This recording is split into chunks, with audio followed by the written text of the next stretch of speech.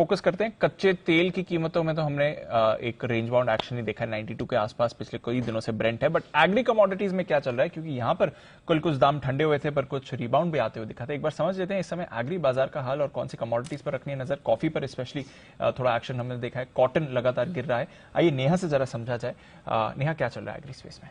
दीप, आपने कॉफी का जिक्र किया, वहां पर स्ट्रेंथ है, लेकिन एक इस एग्री कमोडिटी को छोड़ दे तो बाकी सभी एग्री कमोडिटीज में इंडिकेशंस प्रेशर के ही हैं। और प्राइमरीली जो कारण है वो सप्लाई की जो चिंताएं हैं वो अब यहां छटती हुई दिखाई दे रही है। आपने कॉटन का जिक्र किया, आइस कॉटन 6 हफ्ते के निचले स्तर पर है। हमने इसे कुछ दिनों पहले ही 100 सेंट का लेवल काफी हफ्तों के बाद तोड़ते हुए देखा। रॉ शुगर की बात करें तो इसकी कीमतें 1 महीने के निचले स्तर पर चली गई है। गेहूं, मक्का, सोयाबीन दायरे का ट्रेड है, लेकिन प्रेशर बना हुआ है। प्रेशर के कारण क्या है? आपने कमेंट्री की शुरुआत में ही कहा कच्चा तेल, क्योंकि बायोडीजल फीडस्टॉक इन सारी कमोडिटीज से रिलेटेड है, फिर चाहे वो कॉटन हो, चीनी हो, खाने के तेल, तिलहन।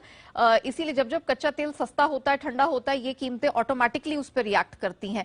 ग्लोबल गेहूं की कीमतें वो लगातार प्रेशर झेल रही हैं, क्योंकि रूस यूक्रेन में कटान अच्छी खासी है और वहां से एक्सपोर्ट शिपमेंट्स बढ़ते चले जा रहे हैं। और यूरोनेक्स्ट जो कि पेरिस बेस्ड एक्सचेंज है, जो कि एक बड़ा यूरोप का एक बड़ा बेंचमार्क है, वहां पर हमने देखा गेहूं वायदा में तेज गिरावट आई है। तिलहन, रेपसीड मील, ये सब 1 साल के निचले स्तर पर चले गए हैं। स्टोनेक्स, जो कि दुनिया के बड़े कमोडिटी ब्रोकर्स में से आते हैं, उन्होंने ग्लोबल शुगर मार्केट के लिए नए सीजन के लिए अपना सरप्लस बढ़ा दिया है। जुलाई में 33 लाख टन का सरप्लस था, अब 39-40 लाख टन का सरप्लस कर दिया है। एशिया में ब्राजील में चीनी का उत्पादन बढ़ता हुआ नजर आ रहा है। आर्थिक सुस्ती के पूरे संकेत यहां पर दिखाई दे रहे हैं। डॉलर इंडेक्स मजबूत है, 20 साल की ऊंचाई पर है। और एक और चीज, जो अमेरिकी कृषि विभाग है वो हर महीने ग्लोबल सप्लाई डिमांड के एस्टिमेट्स लेकर आता है। उसमें मैंने चेक किया, गेहूं, तिलहन और कॉटन सबके उत्पादन, सबके एंडिंग स्टॉक्स में उन्होंने वृद्धि की है। मतलब क्लियरली यहां पर सप्लाई को लेकर चिंताएं ठंडी होती हुई दिख रही हैं, कम होती दिख रही हैं।